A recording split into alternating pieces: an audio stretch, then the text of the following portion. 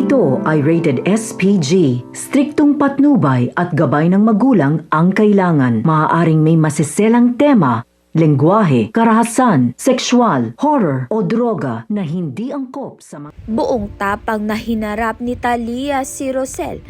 At dahil dito, pinapili niya si Rosel kung sino ang mananatili sa kanyang piling, kung siya ba o si Belle. Dahil nang malaman na nga ni Melania ang katotohanan kung sino ang tunay na anak ni Rosel, agad niya itong ipinaalam kay Talia. Buong akala ni Talia, siya ang tunay na anak ni Rosel, kaya't labis ang kanyang pagkabigla at lungkot nang mabunyag ang katotohanan. Sa bawat araw na nakikita niyang mas napapalapit na nga si Rosel kay Belle, unti-unting napapalitan ng selos at takot ang kanyang sakit.